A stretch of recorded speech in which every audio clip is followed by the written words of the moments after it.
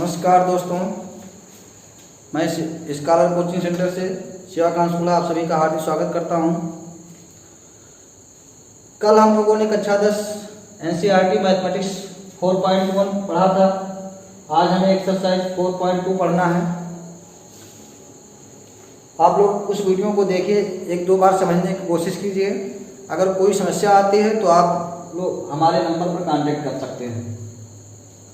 कल हमने आपको बताया था द्विघात समीकरण से संबंधित कि कैसे द्विघात समीकरणों की पहचान की जाए। द्विघात समीकरणों को ऐसे आपको देख करके नहीं बता देना है, उसको थोड़ा जांच परख लीजिएगा कि क्या ये द्विघात समीकरण है। यानी यदि चर की महत्तम घात 2 है तो इसका मतलब वो द्विघात समीकरण है। तो यहाँ तक हम लोग कल पढ़ चुके थे। आज हम लोगों को पढ़ना है द्विघात समीकरण का हल, और वो भी कैसे? गुणनखंड के द्वारा। तो कक्षा 9 में हम लोग गुणनखंड पढ़ चुके हैं, वैसे कक्षा 8 में भी हम लोगों ने गुणनखंड सीखा था। लेकिन चलिए हम देखते हैं द्विघात समीकरण। जैसे द्विघात समीकरण का जो मानक रूप होता है वो होता है x² + bx + c = 0, जबकि a ≠ 0। ये द्विघात समीकरण का मानक रूप होता है। अब अगर कहा कोई द्विघात समीकरण दिया जाए और उसको हल करने कहा जाए तो इसका मतलब ये हुआ कि उस द्विघात समीकरण में उपस्थित जो चर राशि है उसका हमें मान ज्ञात करना है। द्विघात समीकरण हल करने का तात्पर्य ये हुआ कि जो उसमें उपस्थित चर राशि है उसका हमें मान ज्ञात करना है। अगर x चर राशि उपस्थित है तो x का मान निकालना है, y चर राशि उपस्थित है तो y का मान निकालना है, t चर राशि उपस्थित है तो t का मान निकालना है। इस अभ्यास में हम लोग गुणनखंड के द्वारा द्विघात समीकरण का हल करेंगे। तो चलिए भाई 4.2 का हम लोग पहला सवाल देखते हैं। पहला सवाल, पहले आपको क्या करना है? गुणनखंड करना है, और जब गुणनखंड हो जाएगा तो आपको इसके मूल ज्ञात करना है। मूल किसे कहते हैं? यानी कि जो चर के मान द्विघात समीकरण को संतुष्ट करते हैं वही समीकरण के मूल कहलाते हैं। द्विघात समीकरण के अधिकतम 2 मूल हो सकते हैं, और उनमें से हम एक मूल को अल्फा से प्रदर्शित करते हैं और दूसरे को हम बीटा से प्रदर्शित करते हैं। तो ध्यान देंगे, पहले इसका हमें गुणनखंड करना है। तो गुणनखंड करने के लिए इसमें सबसे बड़ी घात और सबसे छोटी घात वाले पद का गुणा कर लीजिए। तो x² का गुणा करेंगे -10 से, तो यहाँ प्लस है और यहाँ माइनस है, तो प्लस माइनस का गुणा होगा क्या? -10x²। अब मध्य पद 3 को बांटेंगे। 3 को इस तरह से बांटेंगे कि गुणा करने पर 10 आवे, और चूंकि ऋण लगा है इसका मतलब घटाने पर 3 आवे। तो गुणा करने पर 10 और घटाने पर 3 कब होगा? 5 दूनी 10, और 5 में से 2 जाएगा 3। तो यानी कि 3 के स्थान पर हम लिख सकते हैं क्या? 5 और -2 और ब्रैकेट के बाहर x और -10। माइनस से मल्टीप्लाई कर देते हैं x² और x से भी मल्टीप्लाई कर दें तो x² - 5x और माइनस प्लस 2x और -10 बराबर 0। अब 4 पद हो गए। अब दो पदों में हम उभयनिष्ठ ले लेंगे, कॉमन ले लेंगे। तो इन दोनों में कॉमन क्या है? x। तो x कॉमन लेंगे, तो यहाँ x 2 बार था तो 1 बार बच जाएगा, और यहाँ -5, और यहाँ 2 से दोनों पद कट रहे हैं तो 2 कॉमन ले लें, और x और 2 पंचे 10। जो गुणनखंड यहाँ है वही गुणनखंड यहाँ आना चाहिए। अब x - 5 दोनों जगह उपस्थित हो गया, तो x - 5 क्या ले लेंगे? कॉमन। बाकी बचेगा क्या? x + 2 और बराबर 0। तो यानी अब आपका हो जाएगा x। अब 2 गुणनखंड हो गए। अब दोनों गुणनखंडों को हम अलग अलग 0 के बराबर कर देंगे। यानी कि इन दोनों का मान 0 तभी होगा या तो x - 5 0 हो और या फिर x + 2 0 हो। तो x - 5 बराबर 0, तो x बराबर क्या हो जाएगा? 5। और ऐसे x + 2 बराबर क्या है? 0, तो x बराबर है -2। तो इस तरह से इस द्विघात समीकरण के 2 मूल आ गए। एक मूल आया 5 और एक मूल आया -2। अब यदि आपको वेरीफाई करना हो, कि हमारा आंसर सही है कि गलत है। वैसे हम एक सवाल में बताए दे रहे हैं, आपको करना नहीं है लेकिन जानने रहिए। उत्तर की जांच। तो उत्तर की अगर जांच करनी है तो x की जगह पर कितना है? 5। x की जगह पर 5 यहाँ रख दें। 5 का स्क्वायर -3 × 5 और -10 55 25 5 3 15 और -10 -15 -10 -25 और 25 में से 25 जाएगा 0। दोनों पक्ष बराबर आ रहे हैं, इसका मतलब हमारा आंसर सही है। अब ऐसे x के स्थान पर -2 रख दें तो -2 का स्क्वायर 3 गुणे -2 -10 बराबर 0। तो दूनी 4 माइनस का स्क्वायर प्लस होता है, माइनस माइनस प्लस 2 3 6 -10 बराबर 0। 6 4 10 में से 10 जाएगा यानी 0। इसका मतलब हमारा दोनों आंसर सही है। तो ये आपको करना नहीं था, लेकिन हमने बता दिया कि आप लोग जान जाए कि कैसे उत्तर की जांच की जाए। पहला का दूसरा सवाल है 2x² + x - 6 बराबर 0। तो पहले आपको क्या करना है, महत्तम घात वाले पद को और निम्नतम घात वाले पद का गुणा कर देना है। तो 2x² का गुणा करेंगे किसके साथ, -6 के साथ। तो यहाँ प्लस और यहाँ माइनस, प्लस माइनस का माइनस, 6 दूनी 12x²। अब यहाँ मध्य पद 1x है, मध्य पद क्या है 1x है। तो इन 1 को हमें इस तरह से तोड़ना है कि गुणा करने पर तो 12 आवे और यहाँ माइनस है ना, माइनस है, दोनों का गुणनफल माइनस में आ रहा है, इसका मतलब घटाने पर 1 आवे। गुणा करने पर 12 आवे और घटाने पर 1 आवे। तो 4 और 3 12, तो 4 में से 3 जाएगा 1। इसका मतलब 1x के स्थान पर लिख देंगे 4 - 3 × x -6 बराबर 0। x से अंदर मल्टीप्लाई कर दें तो 2x² + 4x और -3x -6 बराबर 0। यहाँ 2x कॉमन हो जाएगा तो 2x कॉमन है तो बचेगा x + 2 और -3 कॉमन हो जाएगा x + 2 बराबर 0। x + 2 दोनों में क्या हो गया, कॉमन हो गया, बाकी बचेगा 2x - 3 बराबर 0। तो करेंगे x + 2 बराबर 0 तो x बराबर आ जाएगा -2। और इसी प्रकार से 2x - 3 बराबर 0 करेंगे, 2x बराबर आ जाएगा 3 तो x बराबर आ जाएगा 3/2। उत्तर की जांच करना अगर हो तो कर सकते हैं आप लोग। पहला का तीसरा सवाल, अब महत्तम घात वाले पद को और अचर पद को हम गुणा कर देंगे। तो √2x² है और गुणा करेंगे 5√2 से। तो यहाँ प्लस और यहाँ प्लस, प्लस प्लस का गुणा प्लस ही होता है। √2 को √2 से गुणा करेंगे 2 आ जाएगा। तो 5 और 2 10, 10x²। प्लस में आया ना, प्लस में आया, इसका मतलब मध्य पद जोड़ने पर आना चाहिए। तो गुणा करने पर तो 10 आवे और जोड़ने पर 7 आवे। गुणा करने पर 10 आवे और जोड़ने पर 7 आवे। 5 दूनी 10 और 5 और 2 7। तो इस तरह से √2x² और प्लस 5x और प्लस 2x और प्लस 5√2 बराबर 0। अब यहाँ पर x क्या हो जाएगा, कॉमन √2x और प्लस 5। और यहाँ पर देखिए 2 में 2 को हम लिख सकते हैं √2 गुणे √2।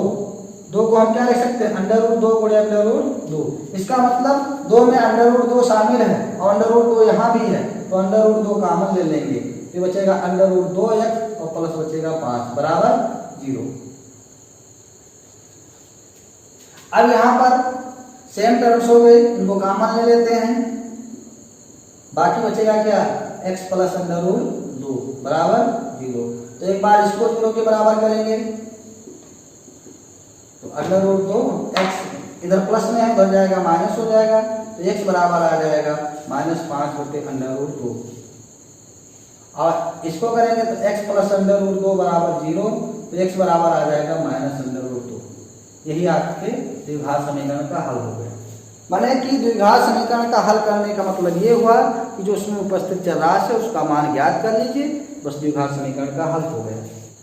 पहला का चौथा सवाल है, तो ऐसे भी लगा सकते हैं या इस सम के नीचे 1 लिख दो और 8 करना 8 दूनी 16x² -8x और 1 करना 1 बराबर 0। 8 इधर बटा में है, उस पार जाएगा गुणा में हो जाएगा, 0 को 8 से गुणा करेंगे 0 हो जाएगा। 16x² -8x + 1 बराबर 0 आ जाएगा। अब क्या करना, महत्तम घात वाले पद को यानी प्लस 16x² को प्लस 1 से मल्टीप्लाई करेंगे तो यह आ जाएगा प्लस 16x²। तो प्लस आने का मतलब ये हुआ कि मध्य पद जोड़ने पर आएगा। तो गुणा करने पर तो 16 आवे और जोड़ने पर 8 आवे। तो 4 चौक 16 और 4 4 8। तो इसका मतलब ये हुआ 8 के स्थान पर लिख सकते हैं 4 + 4। x से मल्टीप्लाई कर दिया, माइनस से मल्टीप्लाई कर देंगे तो 16x² -4x और माइनस प्लस माइनस 4x और प्लस 1 बराबर 0। 4x कॉमन ले लेंगे तो हो जाएगा 4x माइनस 1 और यहाँ माइनस 1 कॉमन ले लेंगे 4x माइनस 1 बराबर 0। 4x माइनस 1 कॉमन हो जाएगा, बाकी बचेगा 4x माइनस 1 बराबर 0। तो 4x माइनस 1 इक्वल टू 0, तो 4x equal to 1, x equal to 1/4। ऐसे इसको भी वहां से भी निकालेंगे तो वही। सबसे पहले पहला का पांचवा सवाल है 100x² माइनस 20x प्लस 1 बराबर 0। तो हम क्या करेंगे, पहले 100x² को हम प्लस 1 से गुणा करेंगे तो आ जाएगा प्लस 100x²। तो गुणा करने पर 100 आवे, जोड़ने पर 20 आवे, 10 दामा 100 और 10 10 20। तो हो जाएगा क्या 100x² minus 10 plus 10 into x plus 1 बराबर 0। x से मल्टीप्लाई करते हैं 100x² माइनस 10x और minus plus minus 10x plus 1 बराबर 0। 10x कॉमन हो जाएगा तो बचेगा 10x माइनस 1 और माइनस 1 कॉमन ले लें 10x माइनस 1 बराबर 0। 10x माइनस 1 कॉमन हो गया, बाकी यहाँ 10x बचा, यहाँ बचा माइनस 1 बराबर 0। तो 10x माइनस 1 बराबर 0, 10x बराबर 1 और x बराबर 1/10। दूसरे मान से निकालेंगे वो भी इतना आएगा, कोई आवश्यकता नहीं हल करने की। दूसरा सवाल मेरा है उदाहरण 1 में दी गई समस्याओं को हल कीजिए। तो उदाहरण 1 जो है पीछे दिया हुआ है एनसीईआरटी में पेज नंबर 79 पर। उदाहरण 1 कराने स्थितियों को गणितीय रूप में व्यक्त कीजिए। तो इसी को कह रहा है दूसरा सवाल 4.2 का कि इसको हल कीजिए। करा जान और जीवंती दोनों के पास कुल मिलाकर 45 कंजे हैं। दोनों 5-5 कंजे खो देते हैं और अब उनके पास कंजों की संख्या का गुणनफल 124 है। हम जानना चाहेंगे आरंभ में उनके पास कितने कंजे थे। तो जान और जीवंती 2 लोग हैं, तो माना जान के पास कुल कंजे हैं बराबर x। तो जान के पास x कंजे हो गए, तो जीवंती के पास तो दोनों मिलाकर के 45 थे, तो x जान के पास हो गया तो इनके पास हो जाएगा 45 माइनस x। फिर कह रहा है दोनों 5-5 कंजे खो देते हैं और जब खो देते हैं तो उनका गुणनफल आ जाता है कितना 124। तो उनके पास x कंजा था, जब ये खोएंगे तो x माइनस 5 हो जाएगा और इनके पास 45 माइनस x था और ये जब 5 कंजे खोएंगे तो इनके पास बचेगा क्या 45 से 5 जाएगा 40 माइनस x और दोनों का हम गुणा कर दें तो कितना आ रहा है 124। अब हम क्या करेंगे इसका मल्टीप्लाई कर देंगे, x को 40 से गुणा करेंगे 40x, x को माइनस x से तो minus x² minus plus minus 40 पंचे 200 और माइनस प्लस 5x बराबर 124। तो ये आ गया क्या माइनस x² और 40 और 5 प्लस 45x और माइनस 200 और माइनस इधर आएगा 124।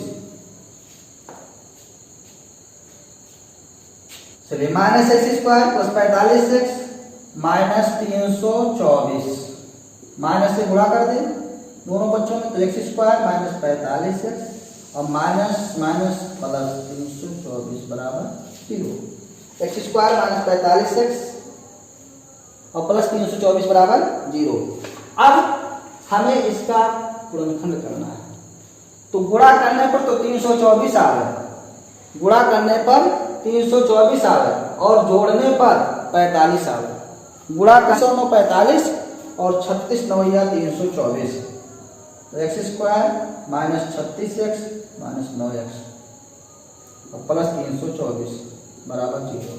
x कॉमन ले लेंगे तो x माइनस 36 और माइनस 9 कॉमन ले लेंगे तो ये बचेगा क्या x माइनस 36। तो x माइनस 36 कॉमन हो जाएगा तो बाकी बचेगा क्या x माइनस 9 बराबर 0।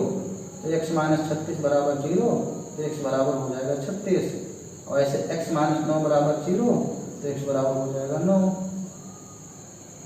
तो इस प्रकार से अगर जान के पास 36 मानते हैं तो जीवंती के पास हो जाएंगे 9, और अगर जान के पास 9 मानते हैं तो जीवंती के पास हो जाएंगे 36 कंजे। कोई आंसर भी दे सकते हैं। तो एक लोगों के पास 36 कंजे हैं और एक लोगों के पास 9 कंजे हैं। अगर जान के पास 9 लेते हैं तो जीवंती के पास 36 हो जाएंगे, जान के पास 36 लेंगे तो जीवंती के पास 9 हो जाएंगे। एक सवाल और है दूसरा का दूसरा। एक कुटीर उद्योग में एक दिन में कुछ खिलौने निर्मित करता है। प्रत्येक खिलौने का मूल्य 55 में से एक दिन में निर्माण किए गए खिलौने की संख्या को घटाने के प्राप्त संख्या के बराबर है। किसी एक दिन कुल निर्माण लागत 750 थी। हम उस दिन निर्माण किए गए खिलौनों की संख्या ज्ञात कीजिए। तो माना उस दिन निर्मित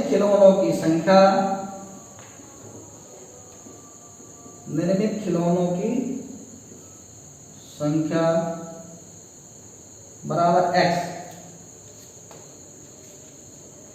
तो भाई कह रहा है प्रत्येक खिलौने का मूल्य ₹55 में से एक दिन में निर्माण किए गए खिलौने की संख्या को घटाने से प्राप्त संख्या के बराबर है। तो खिलौने का मूल्य जो है, प्रत्येक खिलौने का मूल्य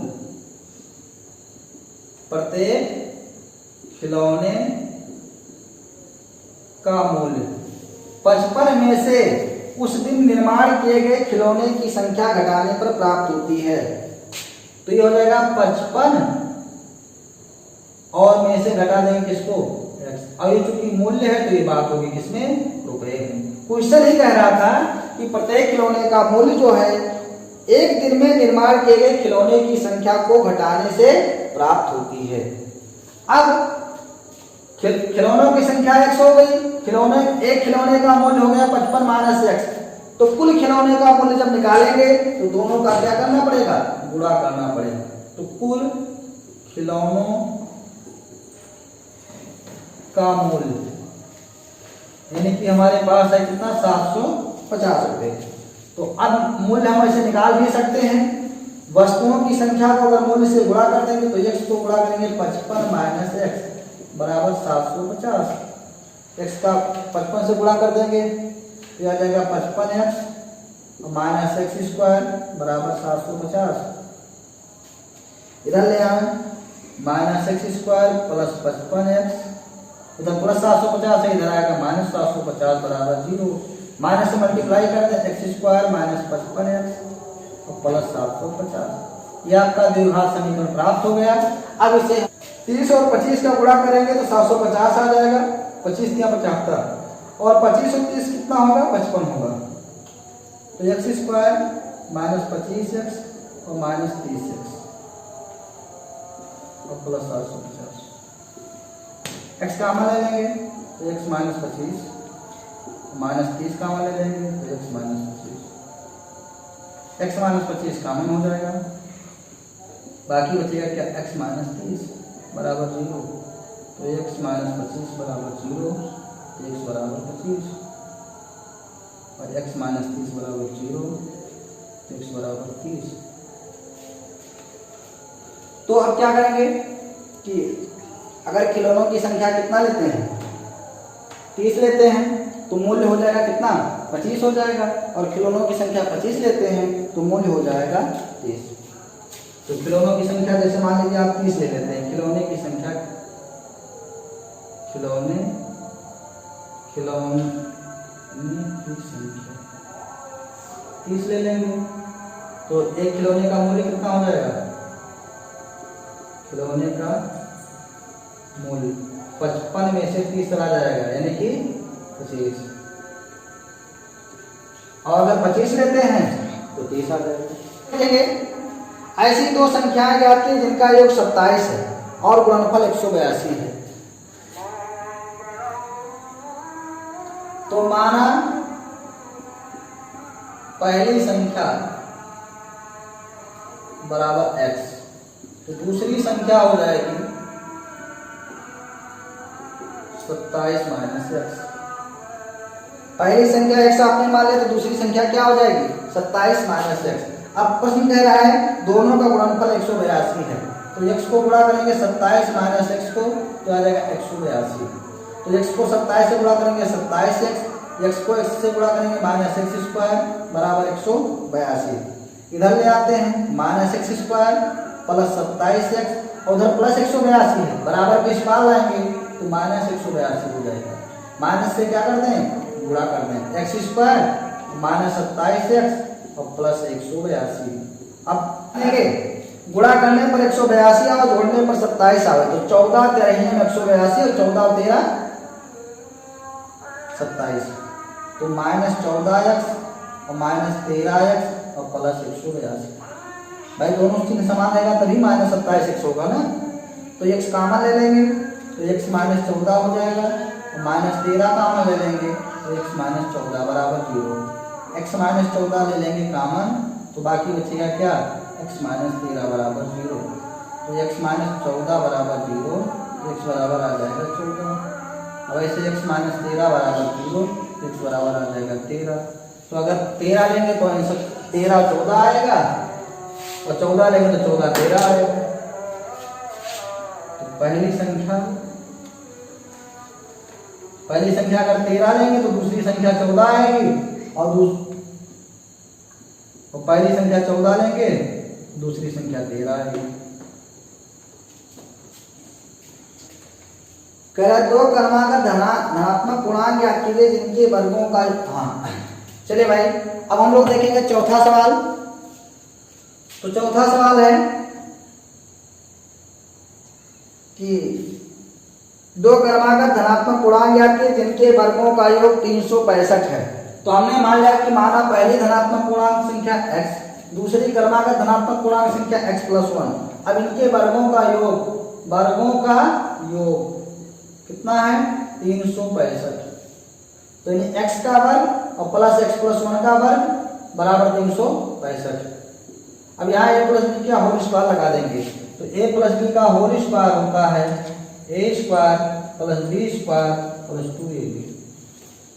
तो हो जाएगा x स्क्वायर प्लस 1 का स्क्वायर प्लस 2 गुणे x गुणे 1 बराबर 365। तो x स्क्वायर कितना हो जाएगा 2x स्क्वायर, 1 का स्क्वायर 1 और 2 का नाम 2x बराबर 365। इधर ले आते हैं 2x square plus 2x plus 1, अब इधर आएगा माइनस 365। 365 में से 1 चला जाएगा तो बचेगा कितना 364। अब भाग कर दें 2 से x स्क्वायर x 2 का नाम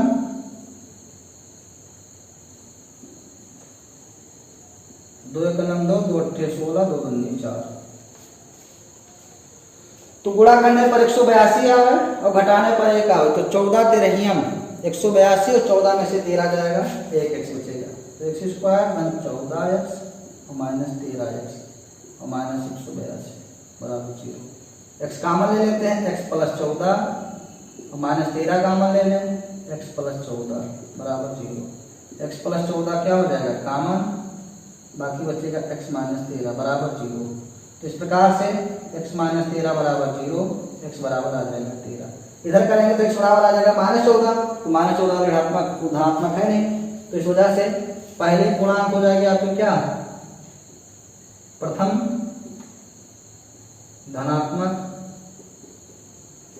पूर्णांक आपका आ जाएगा 13, और क्रमागत धनात्मक पूर्णांक 13 और 14। पांचवा सवाल कह रहा है एक समकोण त्रिभुज की ऊंचाई इसके आधार से 7 सेंटीमीटर कम है। समकोण त्रिभुज है और इसकी ऊंचाई जो है वो आधार से 7 सेंटीमीटर कम है। यदि कर्ण 13 सेंटीमीटर है, कर्ण कितना है 13 सेंटीमीटर है, तो अन्य दो भुजाएं ज्ञात कीजिए। तो कह रहा है ऊंचाई जो है आधार से 7 कम है, तो आधार मान लें x, तो ऊंचाई हो जाएगी x - 7। अब भाई समकोण त्रिभुज में 3 भुजाएं दी हुई हैं, तो क्या अप्लाई हो सकता है, पाइथागोरस प्रमेय। तो माना समकोण त्रिभुज का आधार बराबर x सेंटीमीटर, तो ऊंचाई कितनी हो जाएगी, 7 कम है तो x माइनस 7 सेंटीमीटर। कर्ण तेरा दिया ही है तो पाइथागोरस प्रमेय अप्लाई कर देंगे। पाइथागोरस प्रमेय से क्या होता है, कर्ण स्क्वायर बराबर लंब स्क्वायर प्लस आधार स्क्वायर। तो कर्ण की वैल्यू 13 है, लंब की वैल्यू x माइनस 7 है और आधार की वैल्यू x है। यहाँ a माइनस बी का होल स्क्वायर लगा देंगे तो a माइनस बी का होल स्क्वायर होता है a square plus b square minus 2ab। तो 13 तेरह हम 169, यह हो जाएगा x का स्क्वायर प्लस 7 का स्क्वायर 2 गुणे x गुणे 7 और प्लस x स्क्वायर। 169 को उधर ही लेकर चले जाए, x स्क्वायर 7 7 49 7 दूनी 14x और x स्क्वायर कितना हो जाएगा 2x स्क्वायर और उधर इधर प्लस 169 उधर जाएगा माइनस 169। तो ये हो जाएगा 2x स्क्वायर माइनस 14x और ये बचेगा माइनस 120।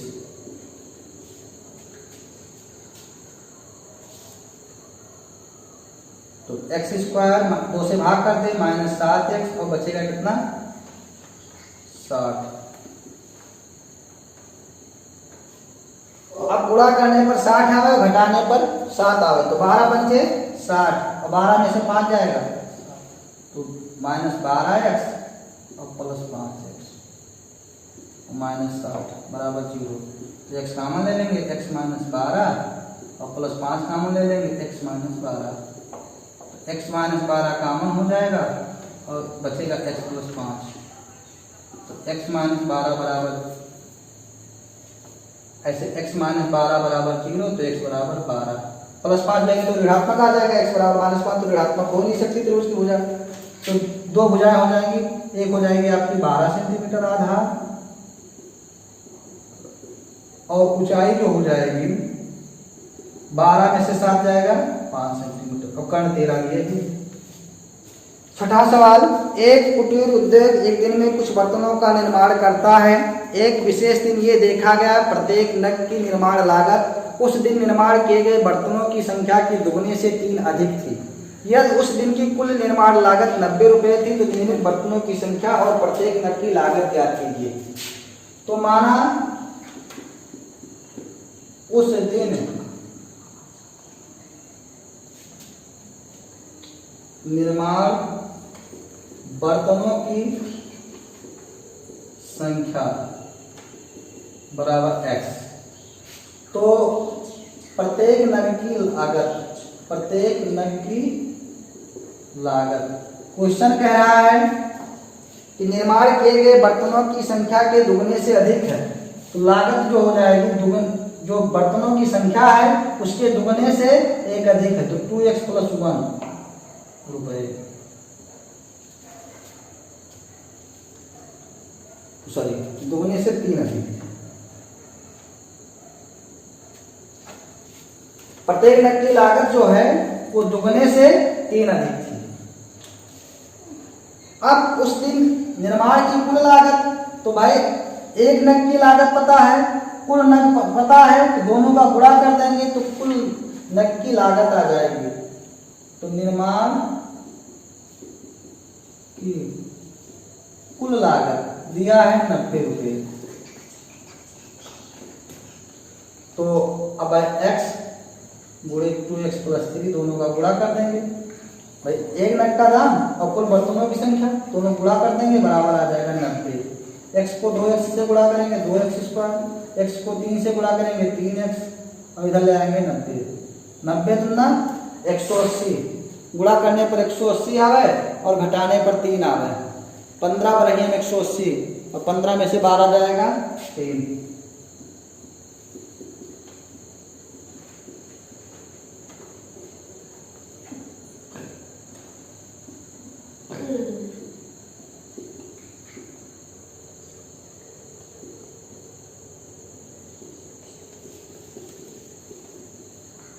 तो ये आ जाएगा 2x प्लस 15 कॉमन हो गया, यहाँ बचेगा x माइनस 6 बराबर 0। तो x माइनस 6 बराबर 0 कर देंगे तो x बराबर आ जाएगा 6। तो कुल बर्तनों की संख्या आ जाएगी 6। बर्तनों की संख्या कितनी आ जाएगी?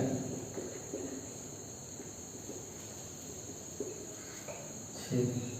और प्रत्येक नग की लागत, प्रत्येक नग की लागत 6 दूनी 12 3 15 रुपये। तो इस तरह से यह अभ्यास पूरा हुआ। 4.2 कंप्लीट हो गया है। अब आप लोग सवाल लगाने की कोशिश कीजिएगा। NCERT जिनके पास किताब नहीं है वो किताब डाउनलोड कर लें और सवाल लगाइए आप लोग घर पर बैठकर। कोई समस्या होती है तो हमारे नंबर पर आप लोग कांटेक्ट कर सकते हैं। और आप लोगों से गुजारिश है कि ज़्यादा से ज़्यादा वीडियो शेयर करें, लाइक करें और चैनल को सब्सक्राइब कर लें। बहुत बहुत धन्यवाद।